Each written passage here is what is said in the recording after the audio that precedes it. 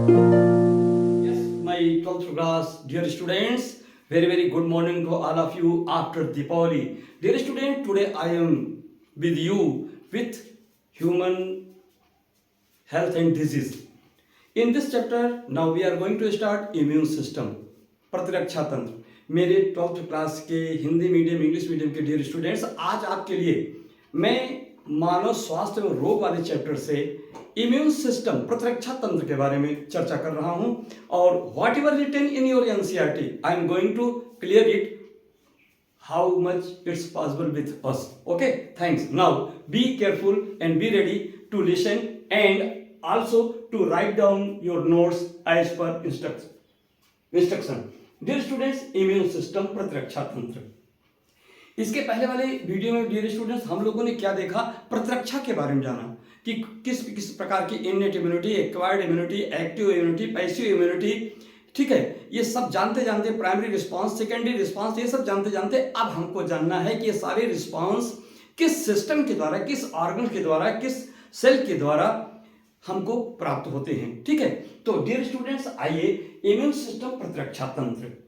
हम जानते हैं कि ये जो इम्यून सिस्टम या प्रतिरक्षा तंत्र होता है, ये consist of dear students, it consist of, ये किससे बना होता है तो ध्यान रखिएगा, it consist of, yes, it consist of what, lymphoid organs, लसिकाव अंग के द्वारा, टिश्यू ऊतक से बना होता है। यह सिस्टम किससे बना होता है, लिम्फॉइड ऑर्गन्स के द्वारा, टिश्यू के द्वारा, सेल्स कोशिकाओं के द्वारा और एंटीबॉडीज प्रतिरक्षी प्रोटीन्स के द्वारा। ये हमारा जो पूरा सिस्टम जो है काम करता है। इसलिए इस सिस्टम में इन सबको शामिल किया जाता है, ठीक है। अब अगर अगली चीज को हम लोग देखें तो ये जो इम्यून सिस्टम प्रतिरक्षी तंत्र है, ये है क्या, जरा इस पर ध्यान देखिएगा। तो ये जो इम्यून सिस्टम प्रतिरक्षी तंत्र है, अगर इसका डिफिनेशन हम करना चाहें एज पर आवर एनसीईआरटी, तो क्या कहा गया है कि इम्यून सिस्टम इज यूनिक, ये यूनिक है, अनोखा है, इन द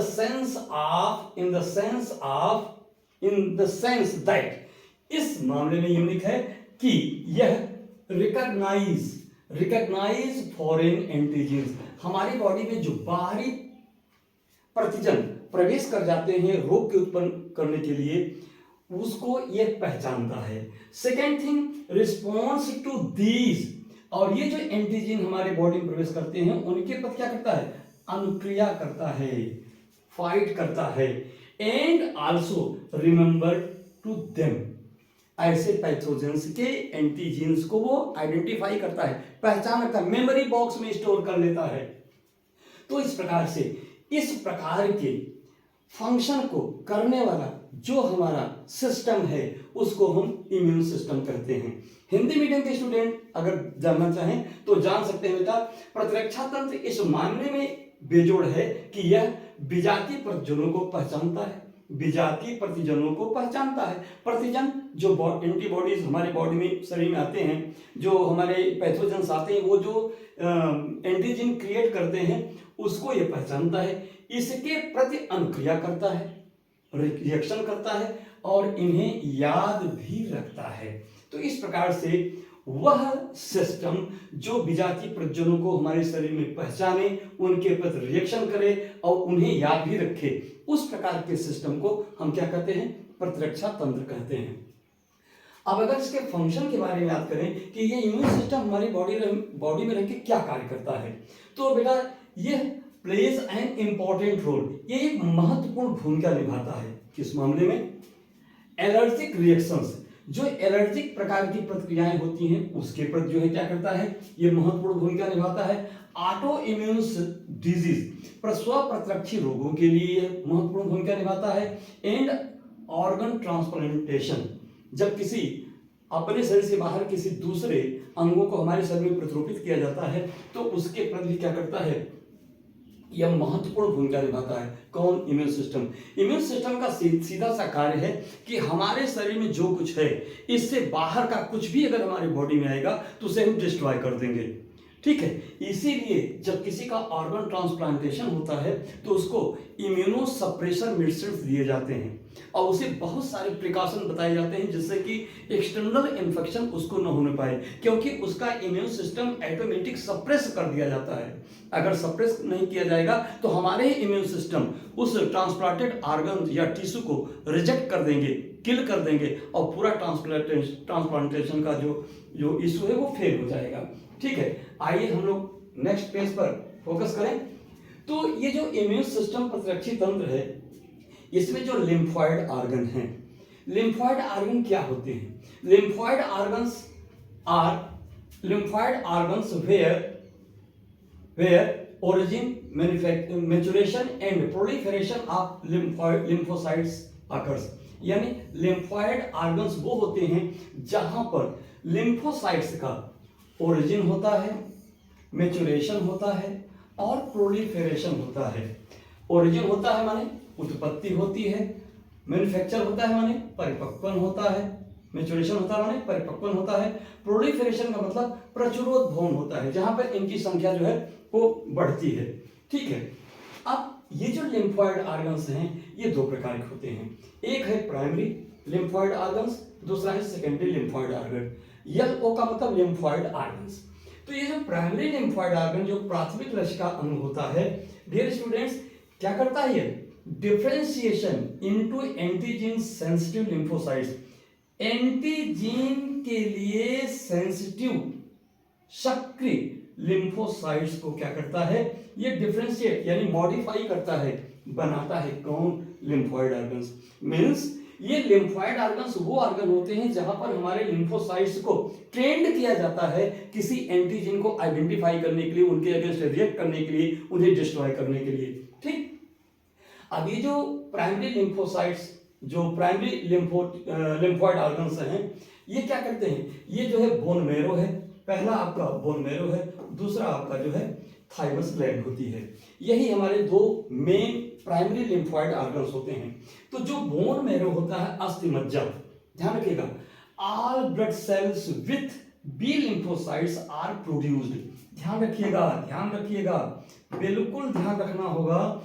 इसमें क्या होता है? ऑल ब्लड सेल्स, सभी प्रकार की ब्लड सेल्स, चाहे आरबीसी हो चाहे डब्ल्यूबीसी हो, वो सबके सब क्या होती हैं? बोन मैरो में ही जनरेट होती हैं विथ, यानी इसमें जो बी लिम्फोसाइट्स है, बी लिम्फोसाइट क्यों? जो बोन मैरो में जनरेट करती है, तो बी लिम्फोसाइट्स भी सभी ब्लड डब्ल्यूबीसी आरबीसी में बी लिम्फोसाइट्स भी आ जाता है। बशर्ते इसके लिए एक्स्ट्रा वर्ड यूज कर दिया गया इंप्रेशन के लिए कि हमारे बोन मैरो में सभी प्रकार के रेड आरबीसी और डब्ल्यूबीसी सभी क्या होते हैं? बोन मैरो में ही बनते हैं। ठीक है, और जो थाइमस ग्लैंड होती है, ये क्या होती है? ए लोब्ड, एक पालिकावत, एक lobed organ near heart and beneath breast bone. ये जो ब्रेस्ट बोन है इसके नीचे लंग्स, हार्ट के क्या है?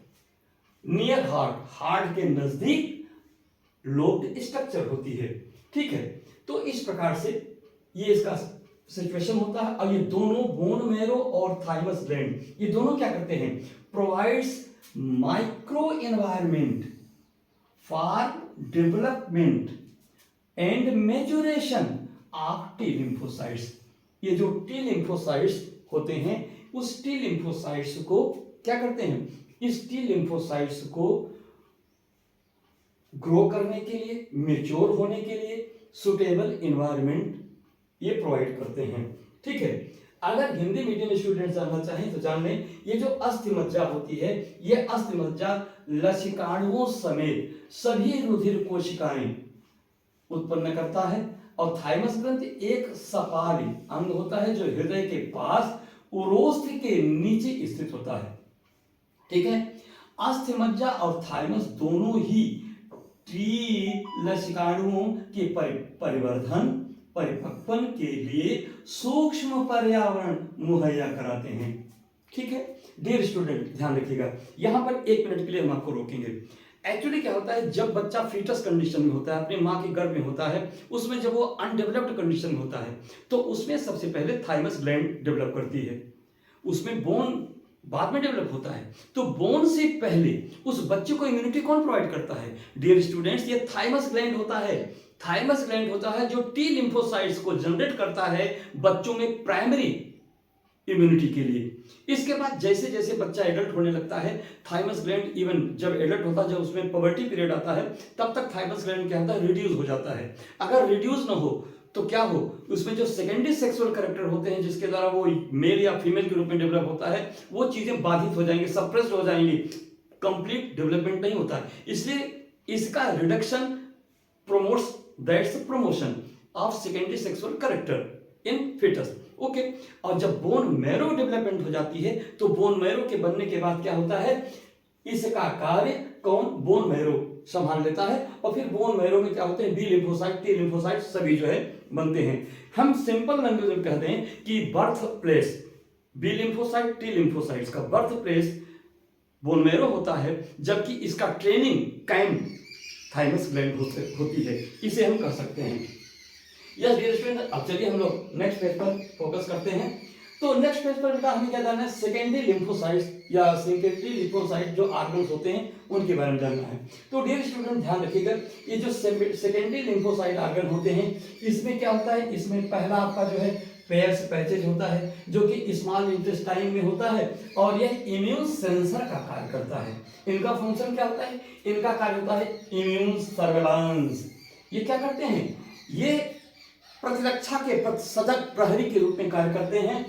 इम्यून रिस्पॉन्स और उसके पर रिएक्ट करते हैं कौन? Pairs patches. इसके बाद मेंटेन्स इंटरनल फ्लोरा, यानी बॉडी के अंदर जो इम्यून सिस्टम को मेंटेन करने के लिए जो भी यथास्थित होनी चाहिए उसको ये मेंटेन करते हैं। और होम्योस्टैटिक बैलेंस, शरीर में समस्थापन के संतुलन को बनाए रखने में सहायक होते हैं कौन? Pairs patches. ठीक है, और ध्यान रखिएगा दूसरा है अपेंडिक्स। दूसरा है अपेंडिक्स जिसको परशेष कहते हैं। बेटा ध्यान रखना, appendix is rich in immune system. Appendix में इम्यून सिस्टम क्या होता है? रिच होता है, महत्तम मैक्सिमम इम्यून सिस्टम को ये गवर्न करता है। Safe house for good bacteria, हमारे शरीर में जो हमें बॉडी के लिए हेल्पफुल बैक्टीरिया होते हैं उनका क्या होता है? ये हब होता है, सेफ हाउस, सुरक्षित गृह होता है कौन? परशेष का। बी लिम्फोसाइट्स मैच्योरेशन साइट, और दूसरा क्या होता है? ये अपेंडिक्स जो है बी लिम्फोसाइट्स का मैच्योरेशन साइट होता है, जहां पर आकर के ये परिपक्व होते हैं, मैच्योर होते हैं। और साथ साथ एंटीबॉडी आईजीए, इम्यूनोग्लोबुलिन अल्फा का प्रोडक्शन भी ये करती है कौन? अपेंडिक्स। इसके बाद क्या करता है? Directs the movement of lymphocytes, lymphocytes के मूवमेंट को ये निर्देशित करती है, दिशा डायरेक्ट करती है, दिशा निर्देश देती है। And exposes WBC to antigens, और एंटीजन का अगर किसी पैथोजन से एंटीबॉडी हमारे शरीर में आ गया तो उसका WBC मुठभेड़ करा देती है, यानी वो स्तर प्रदान करती है, भैया आप यहीं तुम लड़के फरिया जे जीते ओकर झंडा गड़े। ठीक है, और अगला है तीसरा लिम्फोइड ऑर्गन है स्प्लीन, जिसको प्लीहा कहते हैं। डियर स्टूडेंट, प्लीहा क्या काम करता है? ये ब्लड को फिल्टर करता है। ठीक, दूसरा क्या करता है? यह रेगुलेट्स नंबर ऑफ, किसके नंबर को ये जो है रेगुलेट करता है? ध्यान रखिएगा, ये नंबर को रेगुलेट करता है किसको? Rigorous number of WBC, RBC and platelets. यह WBC, RBC और प्लेटलेट्स के नंबर को क्या करता है? रेगुलेट करता है। ठीक है, आइए फिर से जरा हम इस पेज पे ध्यान दें, हिंदी मीडियम के स्टूडेंट्स के लिए और साथ साथ आपके लिए भी। जो बी और टी लिम्फोसाइट्स होते हैं ये परिपक्वन के पश्चात सभी लसकाण क्या होते हैं? द्वितीयक लसकाभ अंग में चले जाते हैं। और लसकाभ अंग क्या होते हैं? ऐसे स्थान होते हैं जहां लसकाणुओं की प्रतिजन के साथ पारस्परिक क्रिया होती है। ठीक है, अब आइए पांचवें पेज पे चलते हैं। तो इस प्रकार से ये अपेंडिक्स के बारे में पूरा डिटेल हुआ। और आइए छठे पेज पे चलते हैं। छठे पेज में क्या लिखा है? छठे पेज में स्प्लीन के बारे में भी हम लोग दो फंक्शन देखे थे। स्प्लीन का तीसरा function storage of blood and iron. यह स्प्लीन जो सेम के बीच के आकार का यहां पर हमारे लेफ्ट साइड में होता है। ये क्या करता है, ये स्टोरेज ब्लड एंड आयरन, ये इसको आरबीसी का ग्रेवयार्ड, दफन, ग्रेवयार्ड माने दफन होने वाला एक शवदाह स्थल, यानी शव जहां दफन किए जाते हैं उसका स्थल कहलाता है, कब्रगाह जिसको कहा जाता है।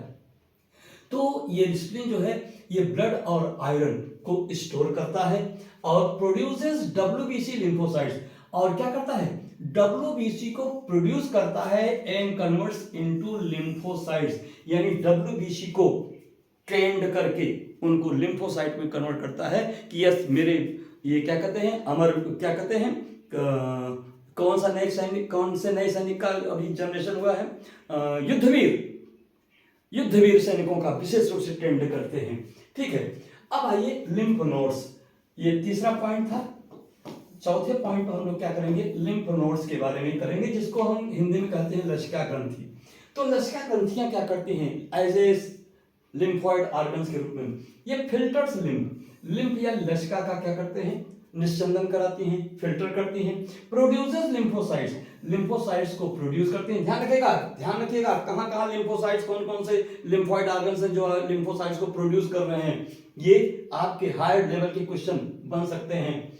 And exposes B and T lymphocytes to antigens, और क्या करते हैं, सीधा ये भी मोटिवेट कराते हैं कि आओ भैया जितने भी एंटीजेंस हैं, पैथोजेंस के द्वारा जितने बॉडी में एंटीजेंस हैं, आइए आपको लड़ने का बहुत शौक है ना, तो आइए चलिए हल्दी घाटी चलते हैं। हल्दी घाटी कौन है, ये लिम्फ नोड्स होते हैं। लिम्फ नोड्स इनको क्या करते हैं, बी और टी लिम्फोसाइट्स वहां तैनात रहते हैं और मुकाबला वहां करवा देते हैं। ठीक है, तो इसके बाद अब आई टॉन्सिल, आप ध्यान रखिएगा, जिसको आप हिंदी में कहते हैं ललरी, मुंह के ओसोफेगस बकल कैविटी के ऊपर जहां फेरेंस और लाइनिंग्स आपस में इंटरेक्ट होते हैं, वहां पर एक ऊपर देखते हैं एक इस प्रकार से बकल कैविटी में आपको इस प्रकार से ये ललरी बनती है। यहां पे आपका क्या होता है, ये ऊपरी वाला दांत हो गया, ये ऊपरी दांत हो गया, ये आपका निचला दांत हो गया। इसके बाद जो है ये जहां पे जो पैसेज है, जहां से क्या होता है कि आपकी ओसोफेगस वगैरह शुरू होती है, ये टॉन्सिल होती है। ये क्या है, यही टॉन्सिल है, ये टॉन्सिल है, ये की होती है टॉन्सिल कहेंगे। तो टॉन्सिल्स क्या करते हैं, किल्स जर्म, ध्यान रखिएगा, ये हमारी बॉडी में हम क्या करते हैं, जो जर्म्स आते हैं in the form of pathogens, उनको क्या करती है, किल करती है। और साथ ही साथ जो हमारे लिम्फोसाइट में जो मॉस्ट सेल होते हैं, यम सेल माने मॉस्ट सेल्स, कैप्चर्स एंटीजीन।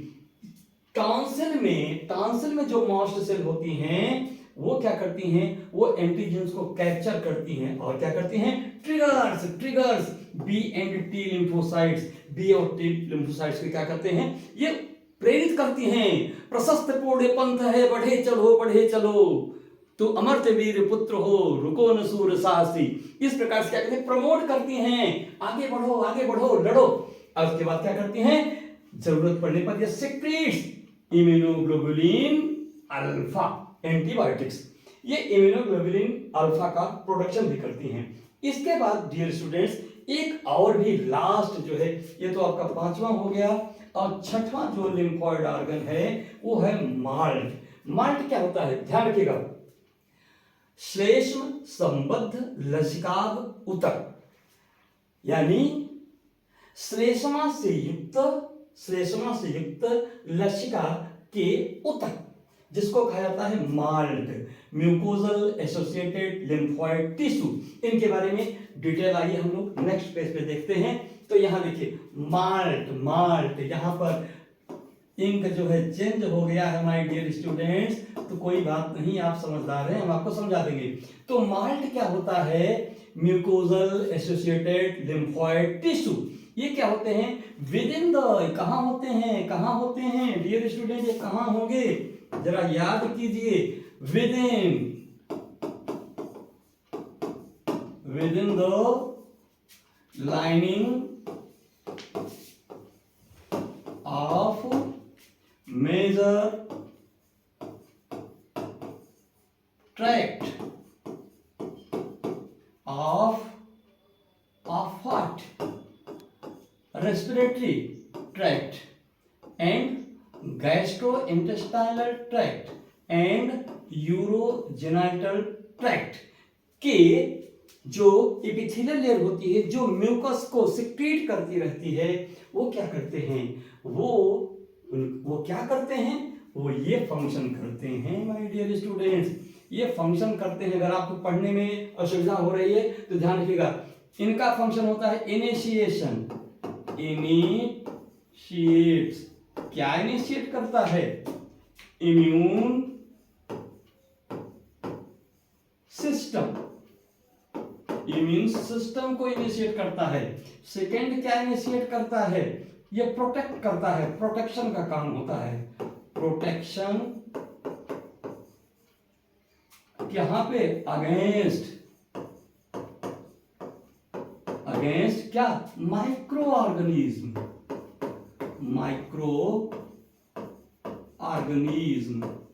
के अगेंस्ट क्या करता है, प्रोटेक्शन प्रोवाइड करता है। और प्रिवेंशन का भी कार्य करता है, प्रिवेंट्स, क्या प्रिवेंट करता है, inflammation,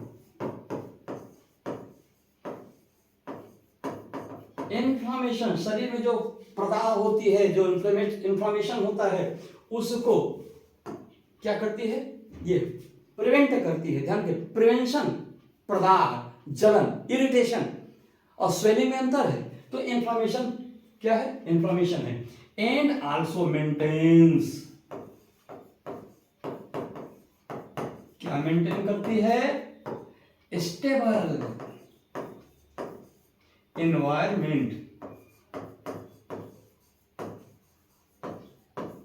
environment to body cells, tissue, so that they can perform properly their function. Okay, अगर हिंदी मीडियम के छात्र हैं तो इसका सिंपल सा हिंदी ट्रांसलेशन है, इसको आप समझ गए होंगे। तो डियर स्टूडेंट, मैं समझता हूं यहाँ पे जाकर के हमारी जो इम्यून सिस्टम है उसके बारे में जाकर के हमारी डिटेलिंग यहाँ पे समाप्त होती है। तो डियर स्टूडेंट्स, आप इस पूरे पोर्शन को इजिली नोट कीजिए, पढ़िए और अपने नोट्स को भी तैयार कीजिए। और साथ ही साथ आपके अपने जो सो रहे हैं अभी तक, जो छुट्टियों मनाने में एकदम जो है बेसुध हैं, उनको जगाइए कि यूपी बोर्ड का एग्जाम नजदीक आ रहा है, सीबीएसई बोर्ड नजदीक आ रहा है, प्रतियोगी परीक्षाएं नजदीक आ रही हैं। समय से उठ जाइए, जाग जाइए और आगे बढ़ लीजिए। उत्तिष्ठम जागृत एंड वरान निबोधयत, स्वामी विवेकानंद ने आपको पहले ही संबोधित कर दिया है। उन्हीं के शब्दों को उद्घोषित करके मैं आपको पुनः संबोधित करना चाहता हूं, सचेत करना चाहता हूं, जगाना चाहता हूं। तो डियर स्टूडेंट्स, एक बार फिर से जग जाइए, कमर बांध लीजिए और अपने आप को तैयार कर लीजिए। आपकी जिंदगी में क्लास 12th में रहते हुए फिर से दीपावली की छुट्टी नहीं आने वाली है। Yes, thanks, be aware, be alert, awake, awake, awake.